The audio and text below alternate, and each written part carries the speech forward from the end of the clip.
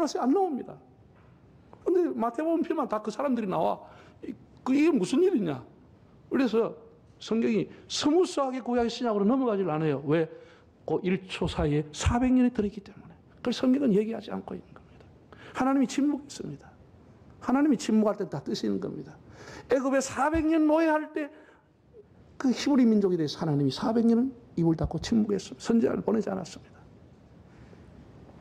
오늘 그 말라기와 마태복음 사이에 400년에 대해서 오늘 1시간, 다음 주 1시간, 2시간을 여러분에게 말씀을 드리고 이제 마태복음을 하려고 합니다. 신구약 중간사의 의의라고 하면은 한번 읽어보실까요? 말라기와 마태복음 사이 그 400년을 알아야 신약이 열리며 하나님의 침묵은 예수님을 보내시기 위한 준비 기간이다. 예.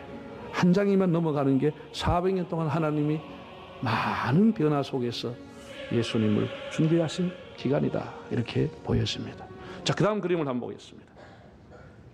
이거 인터넷에 있는 거를 이렇게 좀 가지고 왔는데 다니엘서라고 하는 것에 다 환상이 나와요. 그래서 우리가 다니엘서를 참 그저 몇 기절 외에는 다니엘서 전체를 이해하기가 굉장히 어렵습니다. 다 상징적인 단어가 되기 때문에 도일에 세일에 뭐 이런 거 나오면 굉장히 그 해석이 어려운 건데 하나님이 다니엘이 얼마나 귀한 사람인지 다니엘을 통해 가지고 세계 팔레스타인의 주인이 어떻게 바뀌어지는 것을 얘기해 줬습니다. 세계 패권이 바뀌어지는 것을 하나님이 환상을 통해서 주었습니다.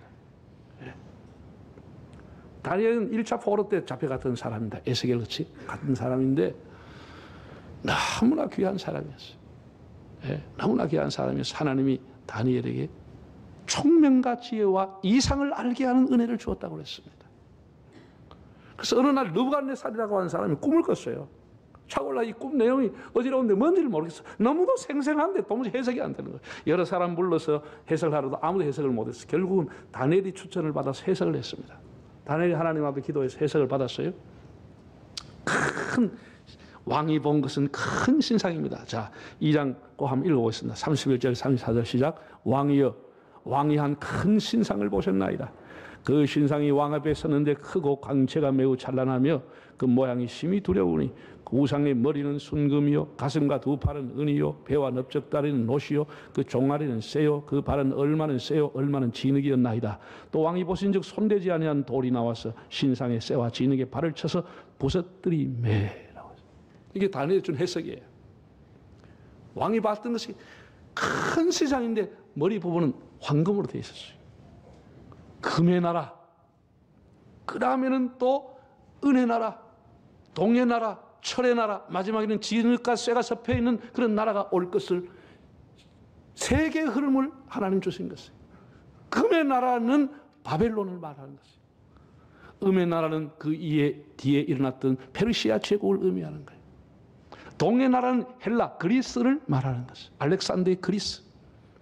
네 번째는 로마의 나라인 것이에요. 지금은 진흙이 다 쇠가 섞여서 있어. 서로가 다 왕이라고 그랬어요.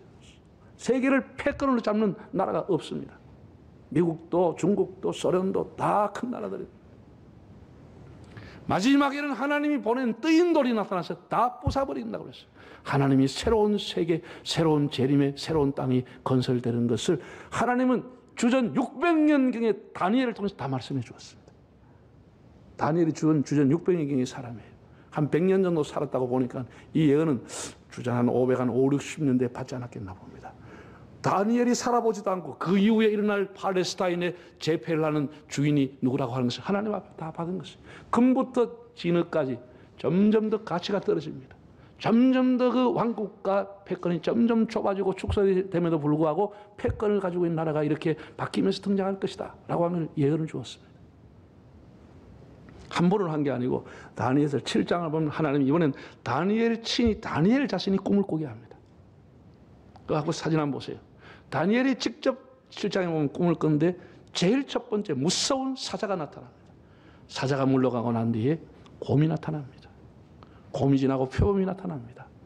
표범이 가고 난 뒤에 흉측한 짐승이 또 나타나고 그 다음에 뿔을 가진 짐승들이 나타났다. 이것이 다 시대의 주인이 바뀌어지고 있다. 그렇게 강했던 바벨론에서 점점 더 나라의 영광은 쇠하지만 그럼에도 시대를 제패한 나라가 있다라고 하는 것을 이렇게 단계별로 가르쳐 준 것입니다. 자, 그 다음 한번 보겠습니다. 여기 이제 중요한 겁니다. 예. 중간기 가나안 땅의 지배자가 누구였나? 400년 동안 팔레스타인을 지배했던 사람, 예루살렘을 다스렸던 사람이 누구냐? 그 얘기입니다. 예, 첫째는 바벨론이죠. 예.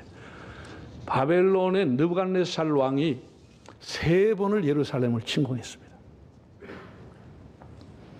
1차는 예루살렘을 에워싸고 공격을 했습니다. 그래서 포로를 데려갔습니다. 그 1차가 주전 608년에 일어났습니다. 2차, 3차까지 해서 3차에 결국은 주전 586년에 예루살렘 성이 완전히 초토화가 되어버렸습니다. 그리고 시드기야 왕부터 딱 굴비처럼 끌고 가버렸습니다. 그래서 세계에 흩어져 디아스폴라가 되어버린 거예요. 예, 남쪽 유대 왕국이 완전 패망해버린 것이죠. 그래서 1차 공격했던 608년에서부터 70년이 지났어. 538년에 하나님 약속대로 70년이 지나면서 페르시아의 고레스라고 하는 왕이 등장하면서 그 사람이 바벨론을 점령하게 되는 것입니다. 다시 팔레스타인의 주인이 파사의 왕 고레스가 다스리게 되는 거예요. 한 200년을 다스립니다. 200년. 대단히 길게 가죠. 이 고레스가 해방령을 내려서 이제 유대인들이 와서 이제 주전 516년에 두 번째 성전을 스룹바벨에서 짓게 됩니다. 예.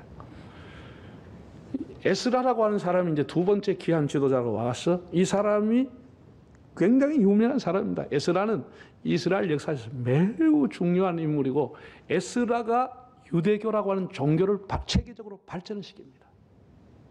유일신 하나님을 믿고 있는 것에서 유대교라고 하는 종교로서의 발전을 하게 됩니다.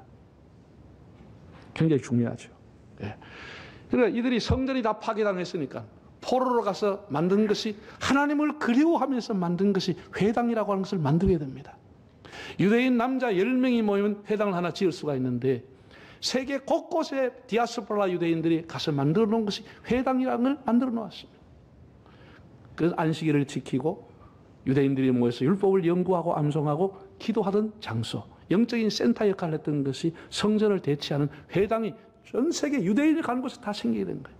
그걸 가장 잘 활용한 사람이 바울입니다. 바울은 가는 데마다 유럽이든 어디든지 회당에 가서 설교하면 회당에 안식일 다 모이니까, 유대인들이 모이니까. 그래서 하나님이 회당을 그렇게 다 준비를 했습니다. 그리고 200년이 가고 나는데 세계를 오랫동안 1000년 이상 그렇게 지배한 나라가 거의 없습니다. 한 200년 가고 역시 페르시아도 내부적인 분열로 무너지게 되고 졸지에 아주 젊은 알렉산더라고 하는 사람이 나타나 세계를 제패하게 됩니다. 그 헬라 왕국, 그리스 왕국이라고 하는데 알렉산더는 불행하게 다행인지 모르지만 33살에 원정을 갔다가 요절하게 됩니다. 그런데 알렉산더가 한 아주 공헌 중에 기독교적인 공헌으로 말하면 전 세계를 헬라화한다. 이게 젊은 알렉산더의 꿈이었습니다. 전 세계를 헬라화한다. 헬레니즘 문화, 헬라 문화를 퍼지게 한다. 이 사람은 아리스토텔레스의 제자입니다. 헬라 문화를 심는다. 세 번째는 온 세계 언어를 헬라어, 그리스어로 통일한다. 이 공용어로 한다. 온 세계 한 신, 제우스를 섬기게 한다. 이것이 알렉산더의 꿈이었습니다. 불과 그가 10몇 년 동안 다스렸지만 가는 곳마다 다 이렇게 사람들을 세워서 헬라 문화를 전파했습니다. 제우스를 섬기게 했습니다. 헬라어라고 하는 용어를 공식 문서로 사용하게 했습니다. 얼마나 놀랍습니까? 그리고 그 사람은 짧게 살다 갔습니다. 짧았지만 세계는 다 바뀌었습니다. 공부를 하는 사람은 지금도 헬라어를 공부하지 않고는 고전을 알 수가 없습니다. 지금도 철학을 공부하는 사람은 헬라 철학을 공부하지 않고는 철학에 입문하지도 못합니다. 얼마나 대단한 역할을 했습니까? 이게 헬레니즘의 꽃을 피웠다는 것이죠. 그리고 이 사람이 죽고 나자 휘하에 4명의 장수가 있었는데 그 4명의 장구와 패권 다툼을 해가지고 결국 두 사람에게 돌아갑니다. 다니엘서를 읽어보면은 남방왕이라고 하는 말이 나오는데 그 남방왕은 팔레스타인에서 볼 때 남쪽인 이집트를 의미합니다. 이집트에 가서 이 사람들이 프텔레오마이오스, 프텔렘이라고 하는 왕조를 휘하의 장수가 세웠습니다. 한 사람은 북쪽으로, 북방으로 가서 수리아의 셀레코스라고 하는 왕조를 세우게 됩니다. 두 장군이 한 사람 이집트, 한 사람 수리아로 가서 왕조를 세웠습니다. 그 중에 팔레스타인을 먼저 지배한 것은 이집트의 프톨레미 왕조가 100년을 지배합니다. 여기 놀라운 일이 일어납니다. 이 사람이 자기가 모시고 있던 알렉산더를 사모하고 그리워해가지고 이집트의 수도를 알렉산드리아로 정하고 알렉산드리아의 세계 최고의 도서관을 건축했습니다. 그래서 온 세계에 있는 당시의 문서들, 책들 중에서 모든 책들은 헬라어로 번역을 해라. 헬라어로 번역을 한 책을 도서관에 가득 채워놨습니다. 전 세계 제일 큰 도서관은 알렉산드리아였습니다. 그때 주전 3세기경에 왕이 명령을 내려서 이미 디아스폴라 100만 명 정도가 유대인이 알렉산드리아 주변에 살았습니다.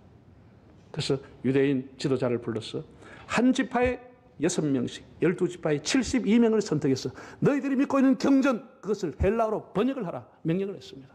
그래서 72명의 지도자들이 모여가지고 학자들이 모여가지고 구약의 경전을 72일 동안 헬라어로 번역을 한 것이 LXX 헬라어 구약 성경입니다.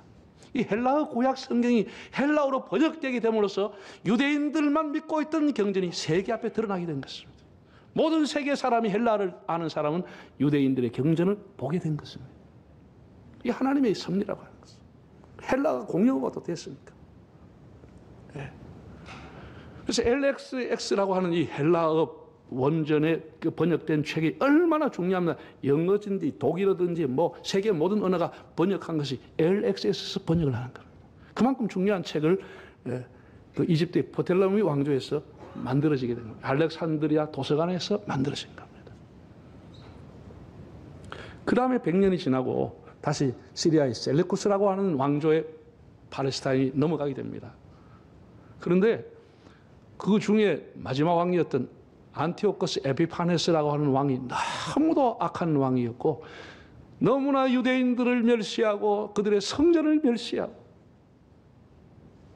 그들의 지은 성전 가장 유대인들이 혐오하는 돼지 대가리를 갖다 놓고 제사를 지내라고 돼지 대가리를 갖다 놨습니다. 그리고 얼마나 기가 막히겠습니까? 안식일 지키지 못하게 했습니다. 그러니까 유대인이 더 이상 물러날 데는 없다. 목숨 걸고 싸워야 된다라고 해서 독립운동을 시작한 겁니다. 독립운동. 마따디아라고 하는 제사장인 가문에서 일어났습니다. 칼을 들고. 그러니까 많은 사람이 따라서 같이 독립운동에 참여했는데 그 4명의 아들 중에 세 번째인 마카비라고 하는 사람이 독립운동을 주도하면서 마카비 혁명이 일어나서 유대 사회가 100년 동안의 그 셀루쿠스 왕조를 몰아내고 독립을 하게 되는 것입니다. 그래서 하스몬이라는 왕가를 세웠습니다. 유대 지파의 왕이 아닙니다. 하스몬이라는 왕을 세워서 그 이후에 왕들을 세워가지고 100년을 역사를 이어오게 하는 겁니다. 그 마카비가 그 돼지피로 더럽혀진 성전을 회복하고 난 뒤에 성전을 다 깨끗하게 청소한 것이 요한복음 10장에 나오는 수전절이라고 하는 절기입니다. 구약에는 이런 절기가 없습니다. 예, 구약에는 수전절이라는 절기를 만들고 그 수전절이 우리가 한 번씩 기도해야 하는 하누카 절기입니다. 8일 동안에 빛을 밝히고 불을 밝히면서 온 유대인이 나라를 회복하고 성전을 회복한 것에 대해서 축제를 벌린 하누카 절기 수전절을 맞이하게 됐습니다. 그리고 이 왕조 하스몬 왕과 마카비 독립이 한 100년을 가다가 로마에서 일어난 폼페이우스라고 하는 장군에 의해 가지고 예루살렘 성이 다시 파괴가 됩니다. 우리가 지금 예루살렘 가면 남아있는 웨스트월 서쪽 벽, 그걸 통곡의 벽이라고 합니다. 다 부서지고 통곡의 벽 하나가 흔적이 남아있습니다. 다 돌 위에 돌이 없도록 다 파괴해버렸습니다. 폼페이우스가. 나중에 이 사람 황제도 됩니다. 이 폼페이우스가 그것만 파괴하고 그냥 돌아간 것이 아니고 유대 사람 중에서 한 사람을 선택한 것이 아니고 에돔 사람 중에 안테르파르라고 하는 사람을 세워가지고 이 사람을 유대 집정관으로 세웠습니다. 네. 안티파테르라고 하는 사람의 아들이 헤롯이라고 하는 왕입니다. 나중에 왕이 됩니다. 유대 사람이 아니고 에돔 사람입니다. 그래서 헤롯이 왕이 되었을 때 유대인들의 환심을 얻기 위해서 유대인들이 가장 좋아하는 성전을 수리해 주게 된 거예요. 대대적인 수리를 했습니다. 그래서 제3의 성전을 헤롯 성전이라고 불러주고 있습니다. 지금도 여러분 예루살렘에 가면은 헤롯이 수축했던 성벽 지하에 그대로 유리로 딱 이렇게 볼 수 있도록 해놨습니다. 아주 많은 돈을 들여가지고 이 사람이 또 아주 건축에 조예가 있어 곳곳마다 마사다에도 자기 요새를 만들고 해놔놨습니다. 헤롯이. 그 헤롯의 아버지가 안티파테르라고 하는 폼페이우스가 세운 집정관이었습니다. 여러분 성경을 보시면 누가복음을 보면은 누가는 역사를 정밀하게 미루어 살피면서 기록했다 이렇게 하잖아요. 그 누가에 보면은 역사적인 인물들이 다 나와요. 아우구스 황제가 천하의 호종령을 내렸다. 수리아의 총독이었던 구리노라고 하는 사람이 있었다. 이런 것을 기록했습니다. 아우구스토스라고 하는 사람의 그 이름의 뜻은 숭고한 자라고 하는 뜻입니다. 숭고한 자라는 뜻인데 이 사람이 최초의 로마의 황제가 된 사람입니다. 카이사 아우구스투스 이 사람이 로마의 황제가 됐을 이때에 예수님이 탄생하게 됐다. 그래서 로마가 지배하고 있을 때 예수님이 오셨다. 그런 얘기입니다.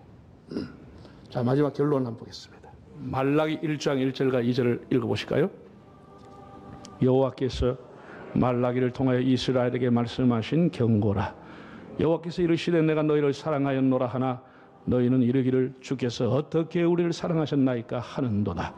나 여호와가 말하노라 에서는 야곱의 형이 아니냐 그러나 내가 야곱을 사랑하였고. 참 말라기 가슴 아픈 얘기입니다. 유대 이스라엘 공동체 하나님에 대한 항의를 하고 하나님에 대해 따지게 되면서 하나님은 400년 동안 말문을 막게 되는 것입니다. 말라기가 지적한 것처럼 내가 너희를 사랑했노라 라고 했을 때 이스라엘 백성들이 뭐라고 했죠? 당신이 어떻게 우리를 사랑했습니까? 우리 이렇게 지질이 가난하게 이스라엘 가나안 땅의 주인들이 이렇게 바뀌어가는 동안에 당신은 뭐 했습니까? 그래도 우리를 사랑했습니까? 우리 이렇게 병들어 우리 식민지 지배를 받고 있는데 우리를 사랑했다고요? 하나님은 그 이하 읽으면 아니야. 아브라함 때부터 내가 너희를 사랑하고 지금도 사랑하고 있다. 하나님 이렇게 말했습니다. 하나님의 눈물이 거기 나와 있는 거. 내가 지금도 너희를 사랑하고 있다. 그들은 6번이나 어떻게 당신이 우리를 사랑했습니까? 계속해서 질문합니다. 말라기서를 읽어보면 어떻게라는 단어가 6번이나 나옵니다. 하나님 그때마다 이스라엘 설득하면서 내가 너희를 사랑했다 라고 했습니다. 그리고 하나님은 말문을 닫았습니다. 더 이상 하나님이 선지자를 보내지 않았습니다. 400년 동안 선지자가 없었습니다.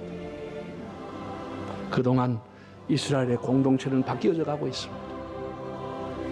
여러분 이 질문은 지금도 우리 크리스찬들이 하고 있습니다. 조금만 어렵고 조금만 가난하고 조금만 실패하고 어려우면 하나님은 어떻게 나를 사랑하고 있습니까? 이렇게 질문하고 있습니다. 2400년 전에 말라기에게 했던 질문이 지금도 그대로 하고 있습니다. 못난 인간들은 그대로 질문하고 있습니다. 하나님 여전히 우리를 사랑하고 있습니다.